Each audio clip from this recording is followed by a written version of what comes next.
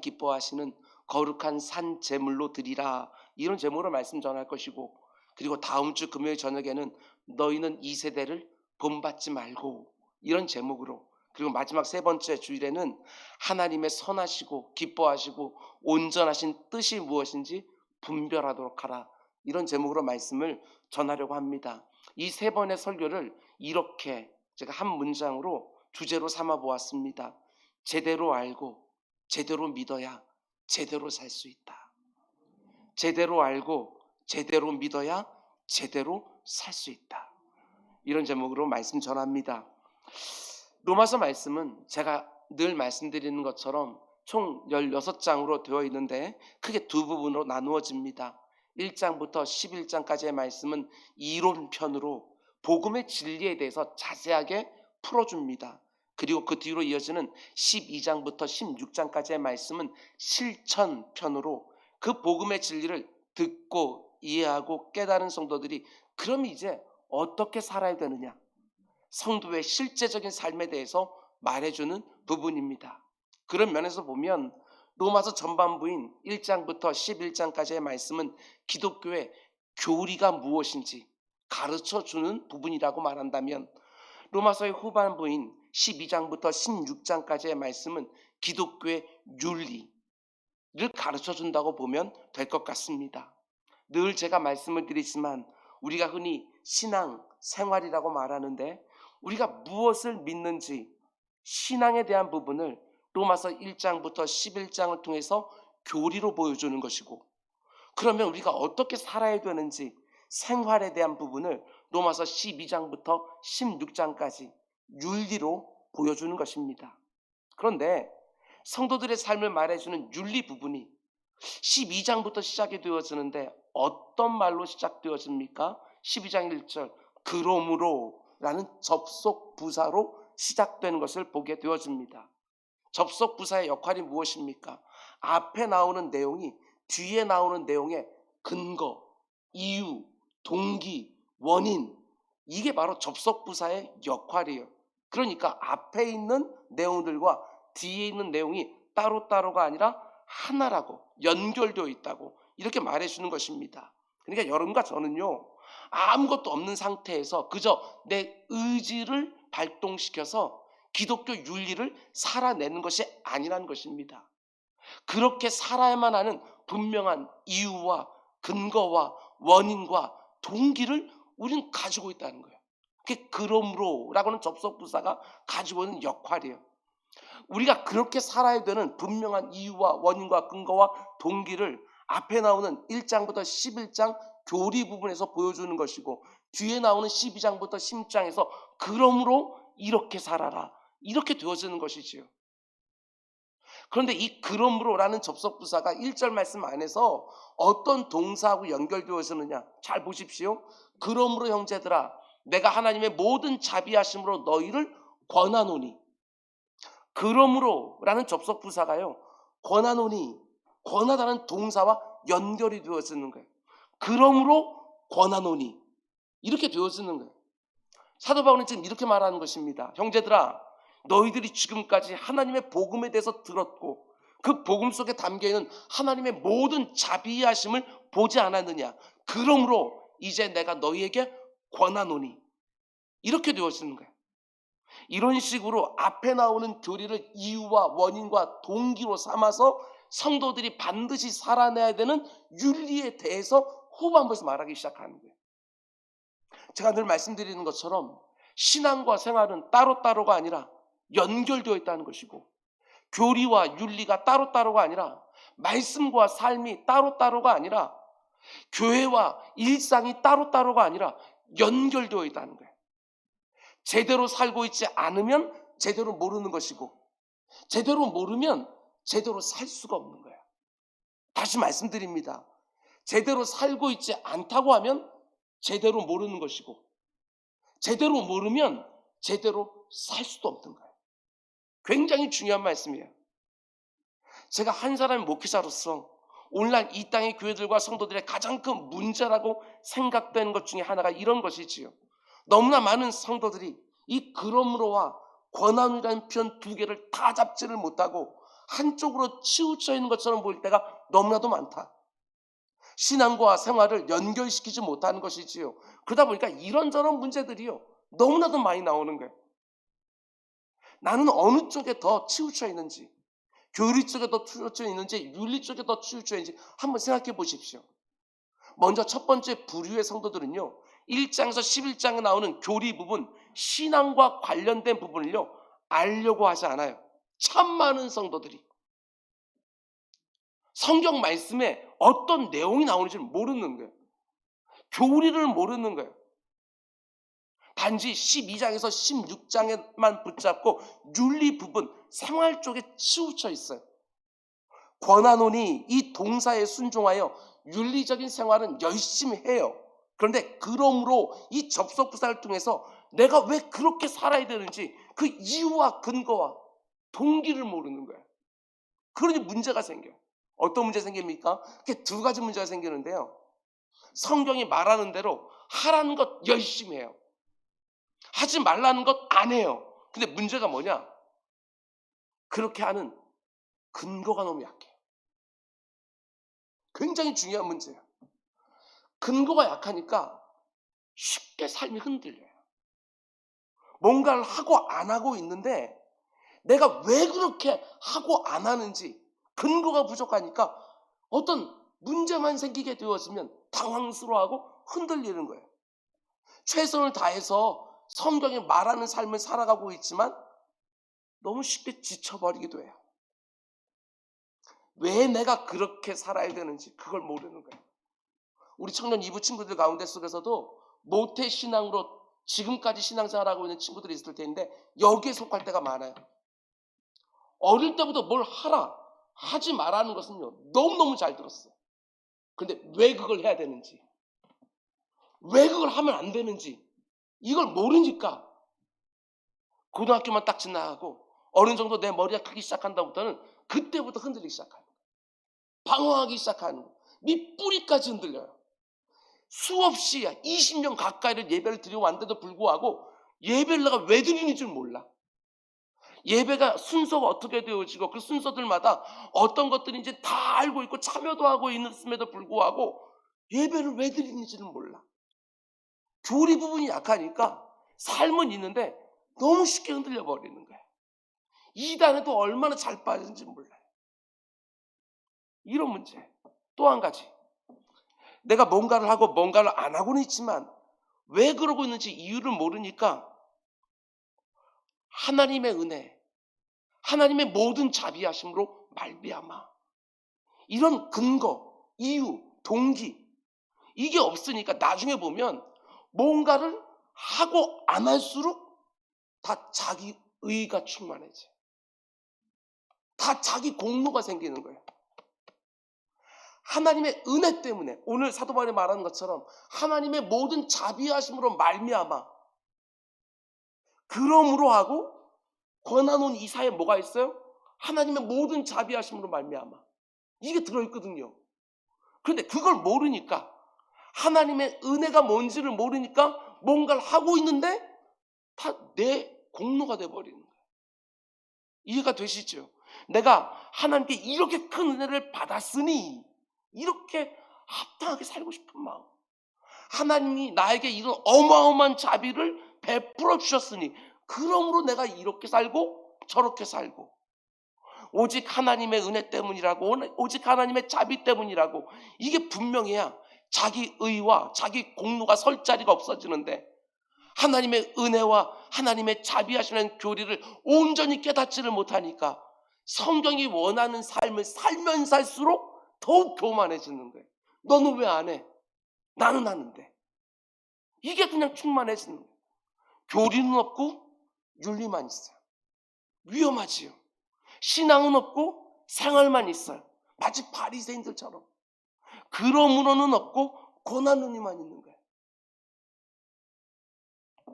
그런가 하면 또 한 부류의 성도들이 있는데 이분은 또 다른 극단에 서 있는 분들이에요. 이분들은 교리는 너무너무 잘 알아요. 근데 윤리가 없어요. 신앙이 있다고 말을 하면서도 생활은 전혀 이루어지질 않아요. 그러므로는 그러므로까지는 잘 왔어요. 1장부터 11장까지 너무너무 잘 왔어요. 근데 도무지 그 다음 12장으로 넘어가질 못하는 거예요. 여기에 속한 사람들 때문에 성경 안에 야고보서가 있는 거 아니겠습니까? 믿는다고 말하면서 행하지 않는 사람은 그거 가짜다. 이렇게 말하는 게 여기 들어있는 거예요. 끊임없이 성경을 공부하고 경건서적을 읽으면서 교리에 대한 지식은 가지고 있는데 손과 발을 움직여서 실제적인 섬김의 자리, 헌신의 자리까지는 나아가지 못해요. 이것도 한쪽으로 치우쳐 있는 거예요. 로마서 1장부터 11장에 나오는 교리에 대해서는 분명히 지적으로 동의는 해요. 그런데 그것이 그 다음으로 이어지질 못하니까 그 지식이라는 것이 단지 유희에 지나지 않아요. 내가 너보다 더 많이 한다. 이걸로 그쳐버리는 거예요. 요즘 너무너무 감사한 것은요, 지금 우리 교회 안에 성경 공부가 여기저기서 활발히 일어나고 있어요. 네가 시킨 것도 아니에요. 그런데 성경을 더 알고 싶어서 사람들이 모여서 시간들을 내서 그렇게 성경을 알아가고 있는 거예요. 너무나도 좋고요, 너무나도 귀하고요, 너무나도 장려하고 싶은 그런 모임들이에요.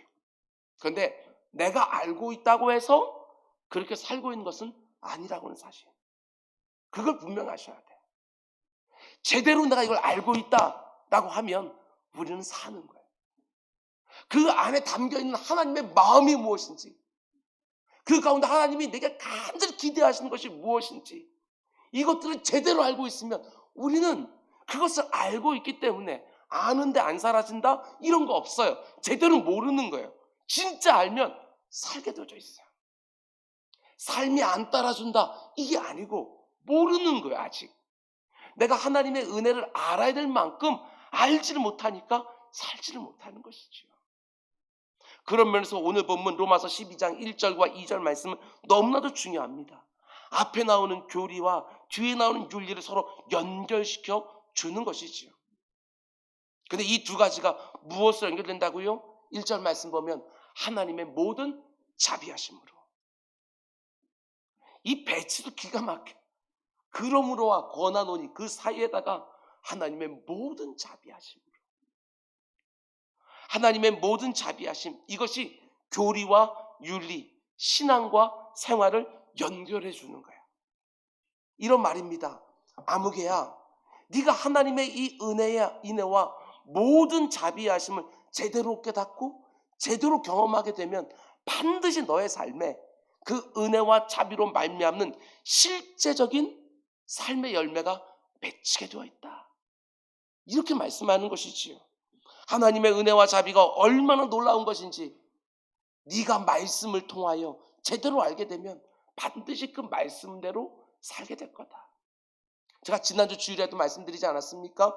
출애굽기 20장 말씀 보게 되었으면 십계명이 나왔잖아요. 근데 십계명 맨 처음부터 너 나 외에 다른 신 섬기지 말고 우상 만들지 말고 만홀히 여기지 말고 주의 똑바로 지키고 그러면 내가 너 사랑해 줄게, 은혜 베풀어 줄게, 이게 아니고 먼저 구원의 은혜 베풀어 주시고 나는 너희를 애굽 땅에서부터 인도해낸 너희 하나님 여호와니라.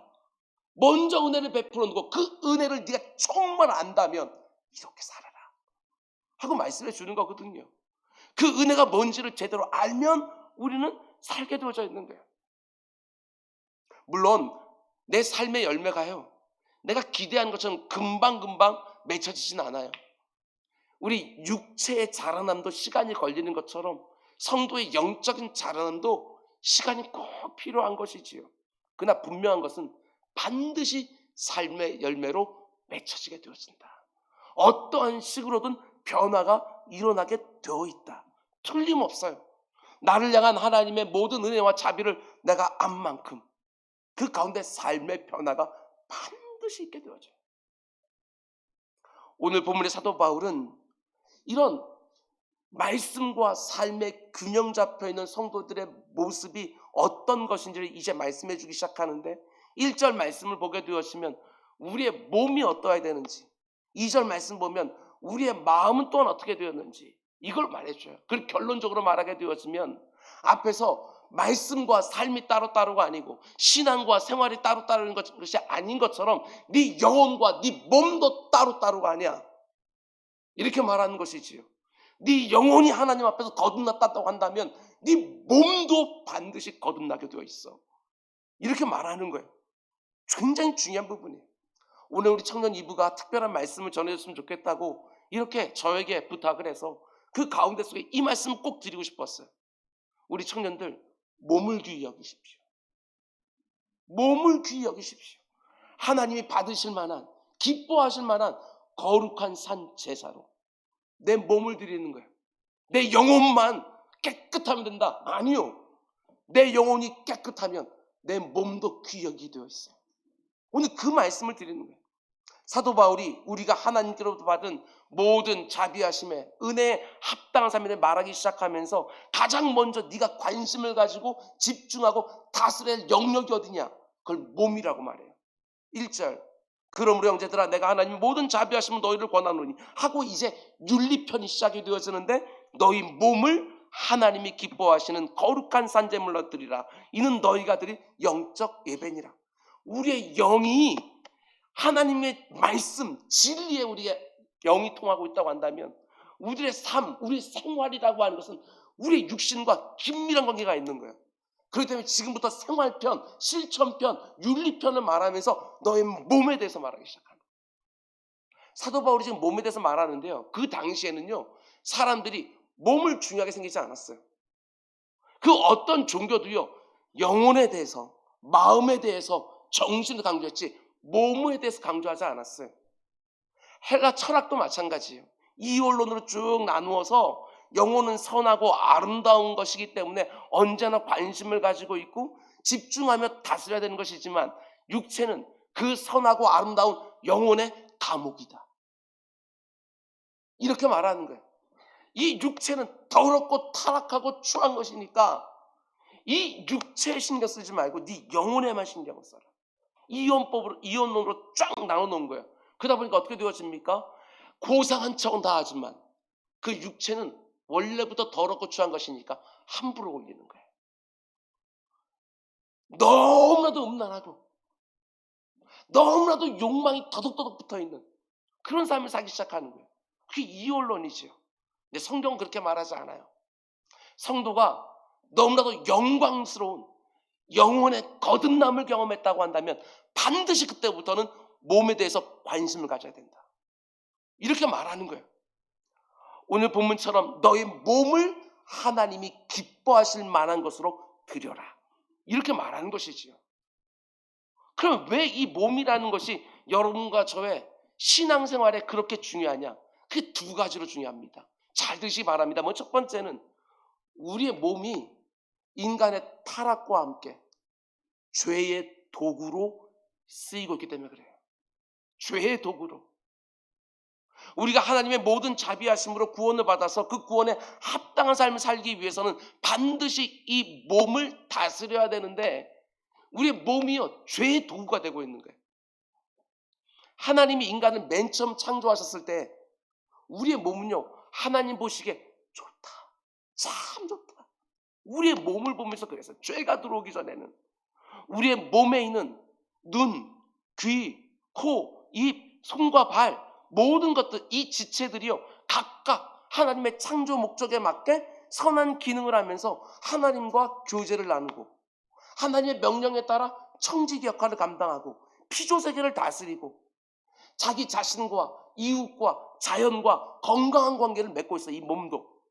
그런데 창세기 3장에서 죄가 인간 안에 들어오면서 우리의 몸이 어떻게 변했습니까? 죄로 말미암아 우리의 몸이 죄의 도구로 변해버린 거예요. 각 지체들이 창조된 본래의 선한 기능을 다 잃어버리고요. 죄를 짓는 도구로 전락해버렸어요. 몸으로 죄를 지어요. 눈으로 죄를 짓고요. 입으로 죄를 짓고요. 손발로 죄를 지어요. 죄의 도구로 쓰임받고 있는 거예요. 그런 면에서 이 부분을 여러분 명확하게 하셔야 되는데요. 성경이 말하고 있는 죄라고 하는 것은 결코 추상적이지 않아요.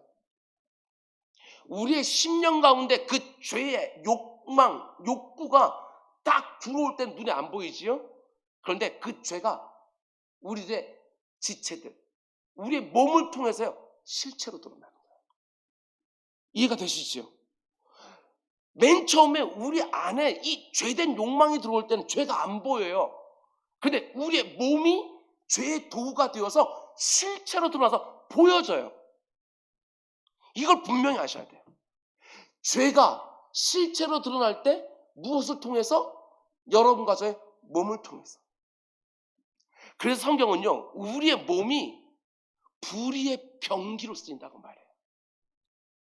사단이 우리를 미혹해서 우리의 몸을 통해서 죄를 짓게 하는 거예요. 그러니까 우리의 마음속에 들어온 죄가 죄의 열매로 실체화되는데 반드시 도구가 필요하지 않습니까? 그게 바로 우리의 몸이라는 거예요. 그래서 우리는 우리 몸에 관심을 가져야 돼요. 하나님께서 우리를 창조하실 때 이 몸을 선물로 주시면서 하나님을 섬기고 이웃을 사랑하는 거룩한 도구로 주셨는데 인간이 타락하면서 이 몸이요, 죄의 도구, 불의의 병기가 되어 있는 거예요. 그래서 하나님께서 기뻐하시는 삶을 살려고 할 때마다 우리가 받은 이 거듭남 구원의 역사대로 합당하게 살려고 할 때마다 이 몸이요, 방해거리가 돼요. 정말 그렇지 않습니까? 마음은 원이로되 육신 약하도다.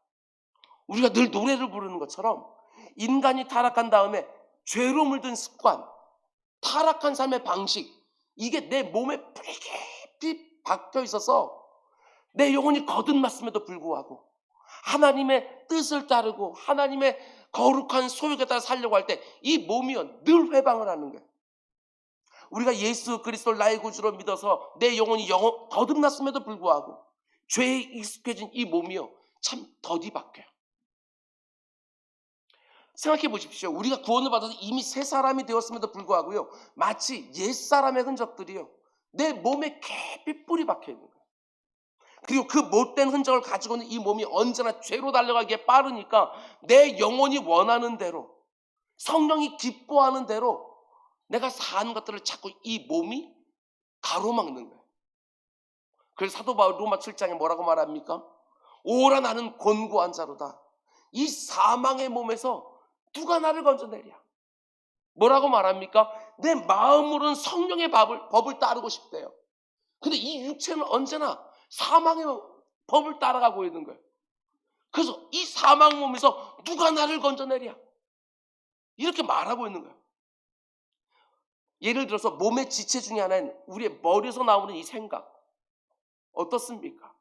우리가 이미 구원 받았잖아요.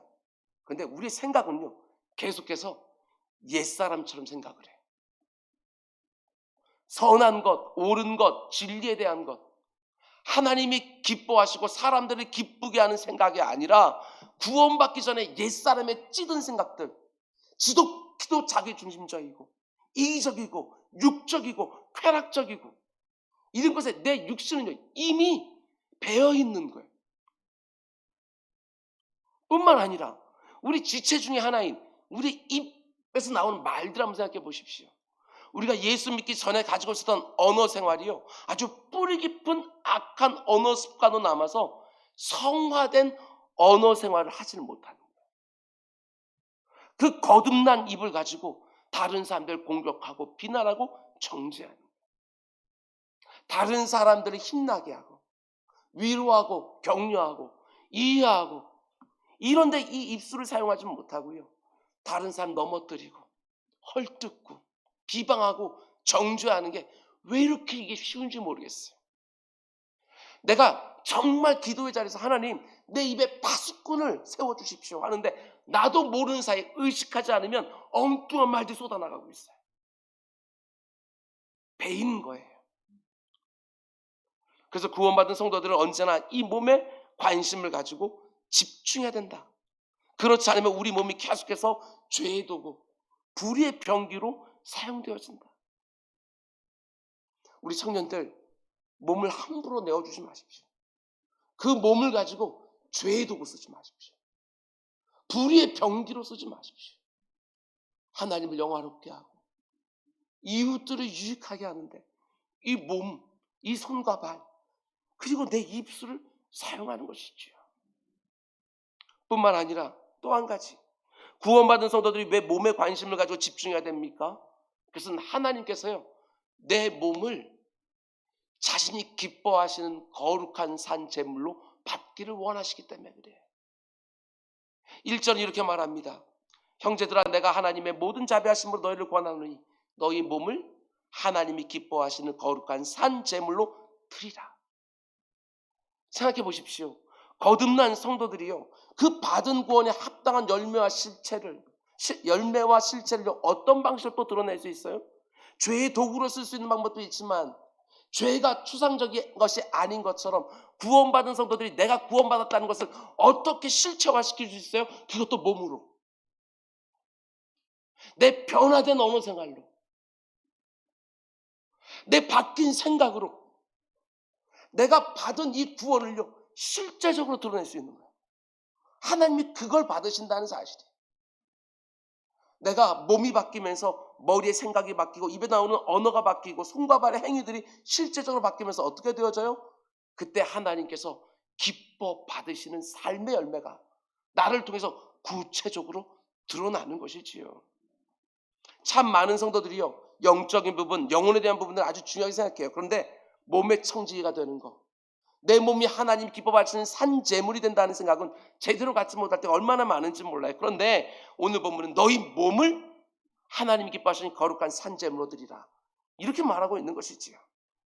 근데 여기서 말하는 산제물, living sacrifice, 이게 어떤 의미예요? 산제물, 살아있는 제물이라고 하는 거. 제물은 원래 죽여서 드리지 않습니까? 근데 살아있는 제물이래요. 우리 몸이 살아있잖아요. 구약 성도들이 성전에서 하나님 앞에 예배로 나아갈 때마다 제물을 가지고 나가는데, 아무 제물이나 가져간다고 해서 하나님이 다 받아주는 게 아니잖아요. 제물은 반드시 어떻게 돼야 돼요? 거룩하고 깨끗하고 부정하지 아니하고 이런 제물 가지고 나가거든요. 마찬가지예요. 하나님이 우리의 몸을 거룩한 산 제물로 받으신다는 말의 의미는 우리가 우리의 몸을 하나님 앞에 흠이 없고 결격 사유가 없고 거룩하고 깨끗하게 잘 유지해서 하나님 앞에 예배로 나아가야 된다라는 것이지요. 그러니까 우리가 하나님 앞에 예배로 하러 나올 때에 단지 내 영혼만 그냥 하나님 사랑한다고 영혼만 깨끗한 채로 나오면 되는 것이 아니라 내 몸도 흠이 없기를 원하고 내 몸도 결격 사유가 없기를 원하고, 그리고 하나님이 받으실 만한 것들로 준비해서 나오라는 거예요. 한 주간 동안 이 몸으로 그냥 아무 짓이나 다 하고 죄가 덕지덕지 묻은 상태에서 그냥 예배로 쑥 들어오지 말고 하나님 앞에 내 몸을 거룩한 살아있는 제물로 하나님 앞에 예배자로 드리고 싶어서 한 주간 내내 흠이 없기를 원하고 한 주간 내내 죄와 싸우고 아무것들이나 나를 더럽히지 아니하고 그렇게 애쓰고 영적 싸움을 벌이다가 하나님 앞에 예배로 나오라고, 우리 그걸 요구하는 거예요. 여러분 꼭 이렇게 되기를 원합니다. 내 몸을 하나님이 받으실 만한 흠이 없고 결격 사유가 없고 이런 것으로 우리의 몸을 절대로 무시하거나 방치하지 마십시오. 우리가 영적인 삶을 산다고 말하면서 우리의 육신을 제대로 돌보지 않거나 내 몸에 붙어있는 지체들을 육체적인 욕망에 방치해 놓는 것은요, 하나님 앞에 죄가 되는 거예요. 반대로 우리의 몸이라는 영역을 너무나도 중요하게 생각해서 우상화시키지도 마십시오. 내 영혼의 강건함은 전혀 돌보지도 아니하고 내 육신의 강건함은 노심초사하는 모습도 안 됩니다. 말씀과 삶이 따로따로가 아닌 것처럼 내 영혼과 육신도 따로따로가 아니에요. 하나님 우리에게 허락해 주신 이 몸을 잘 관리해서 강건한 몸을 가지고 영적인 면에서도 생명력과 활력이 넘치는 우리 모두가 될 수 있기를 주님으로 축원드립니다. 이제 마지막 세 번째로 이 부분까지 보셔야 됩니다. 오늘 보면 사도 바울은요, 우리가 우리의 몸을 거룩하고 깨끗하게 해서 흠이 없는 산 제물로 하나님께 드리는 것을 가리켜서 굉장히 독특한 표현을 써요. 1절 후반부를 보면 뭐라고 말합니까? 이는 너희가 드릴 영적 예배입니다. 우리의 몸을 드리는데 영적 예배라고 말하고 있는 거예요. 이렇게 해석이 되는 겁니다.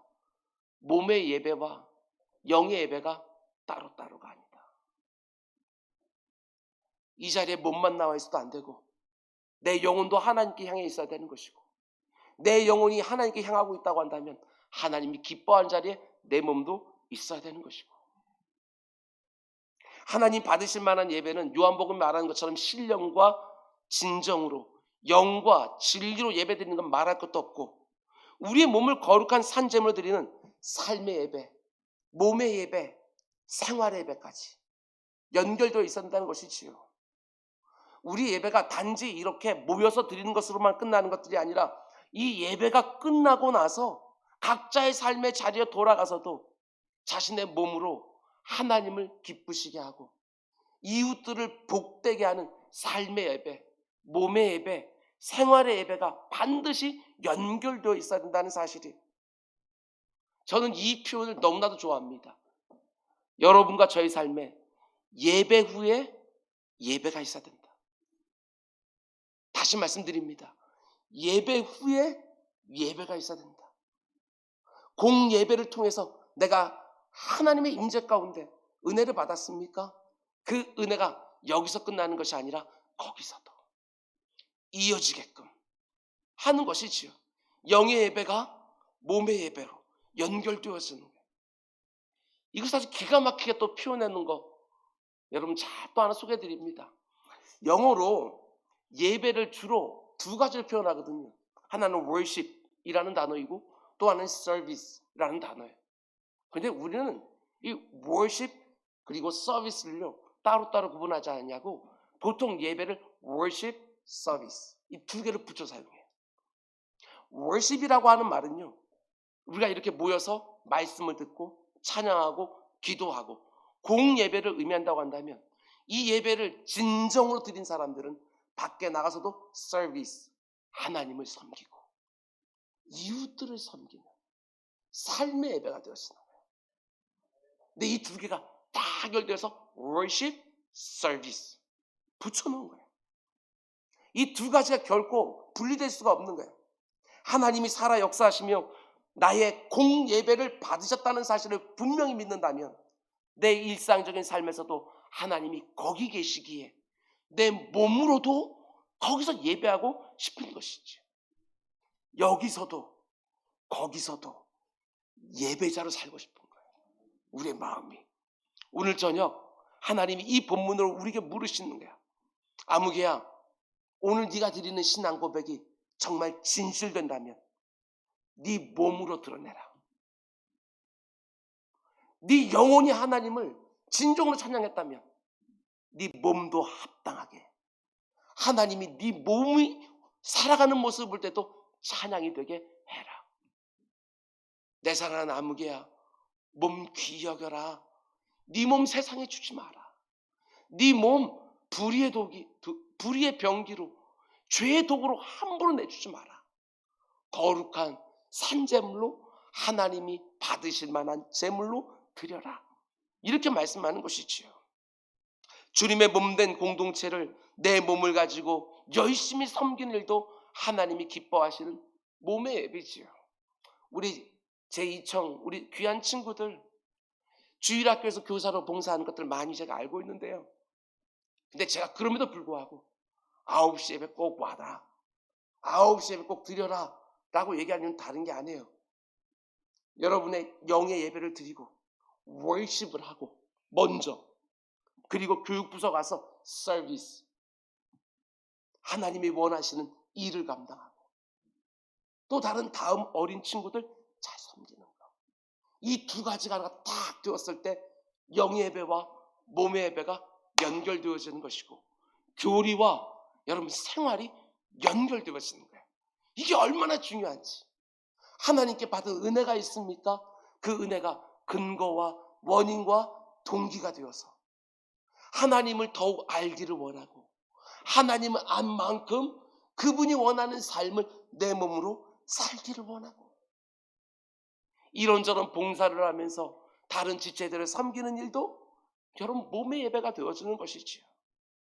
내 생각의 변화, 내 언어 생활의 변화, 내 중심성, 이기심 깨뜨리고 이타적인 마음으로 누군가를 잘 섬기고 돌보는 것, 이 모든 것들이 하나님이 받으실 만한 몸의 예배가 되는 것이지요. 그렇습니다. 신앙은 결코 추상적인 것이 아닙니다. 내 삶 속에 실제로 드러나는 거예요. 내 몸으로 하는 모든 못된 것들 끊어내게 해달라고 기도하시고, 내 몸을 하나님이 기뻐하신 산재물 흠이 없고 결격 사유가 없도록 드리고 싶어서, 죄의 도구로 쓰고 싶지 않아서 하나님 내 몸의 성화도 이루어 주십시오 하고 뿌리 깊은 죄의 습관들도 끊어내기를 다짐하는 귀한 밤이 되기를 주님의 이름으로 축원을 드립니다. 우리 시간 말씀 생각하면서 우리 함께 찬양하기를 원합니다. 아무도 예배하지 않는 그곳에 주를 예배하리라. 이곳에서 영의 예배를 드리고 하나님께 나를 보내신 자리에서 삶의 예배를 드리기를 사모하는, 어느 누구도 하나님 의식하지 않는 그곳에서도 하나님 의식하며, 내가 보는 것도 하나님 보실 때 부끄럽지 않고, 내가 듣는 것도 가려서 듣고, 말하는 것도 파수꾼 세우고, 내 몸에 내 삶의 습관도 하나님 받으실 만한 거룩한 산 제물이 되게 해달라고 우리 사모하는 마음으로 우리 찬양합시다.